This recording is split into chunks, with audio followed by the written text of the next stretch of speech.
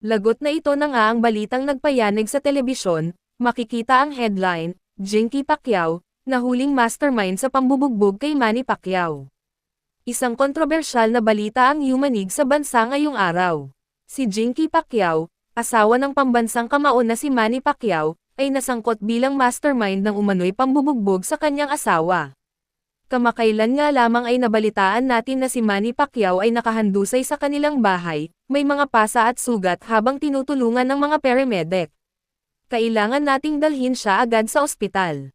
Malubha ang kanyang kalagayan. Ayon sa ulat, natagpuan si Manny na walang malay at puno ng pasa sa kanyang katawan.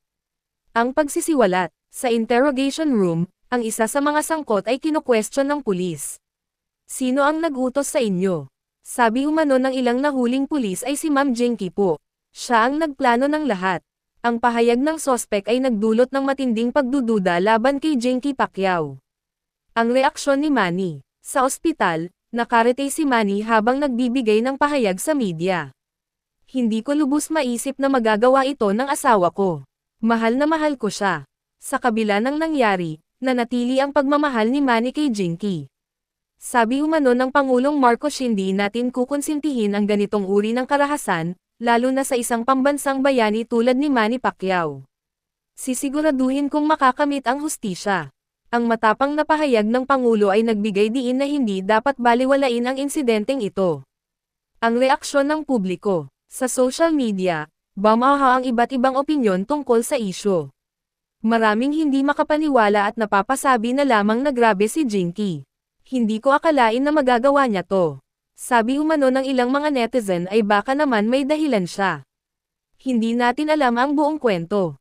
Ang panig ni Jinky. Sa isang exclusive interview, umiiyak si Jinky habang nagbibigay ng pahayag. Hindi ko po magagawa ito kay Manny. Mahal ko siya at ang pamilya namin. Pilit na itinatanggi ni Jinky ang mga paratang laban sa kanya. Ang ebidensya. Ipinakita ng pulisya ang CCTV footage kung saan tila may kasunduan si Jinky sa mga sospek. Ang ebidensyang ito ay nagpapatunay na may kinalaman si Jinky sa insidente. Ang matibay na ebidensya ay nagdulot ng higit pang pagdududa sa kanyang pagkatao. Hindi ko akalain na magagawa ni Jinky ito sa anak ko. Gusto kong makulong siya kung totoo ang paratang. Si Mommy Jonisha, na minsang nagalit kay Jinky, ay hindi na nagpipigil sa kanyang emosyon. Sa korte, umupo si Jinky sa witness stand habang binabasa ng hukom ang kaso. Ang mga ebidensya laban sa akusado ay matibay. Ano ang masasabi mo rito? Wala akong kinalaman dito. Ako'y biktima lamang ng maling paratang. Sa kabila ng kanyang pagtatanggi, tila hindi kumbinsido ang korte. Kilala namin si Jinky. Hindi niya magagawa ang ganitong bagay kay Manny. Ang suporta ng kanyang mga kaibigan ay nagbigay ng kaunting liwanag sa sitwasyon ni Jinky. Si Jinky Pacquiao ay opisyal na akusado at haharap sa karampatang parusa. Ang hatol ay nagdulot ng matinding emosyon sa publiko, ngunit sa huli, ang hustisya ang nanag. Sa kabila ng lahat, naniniwala akong may dahilan ang Diyos kung bakit nangyari ito.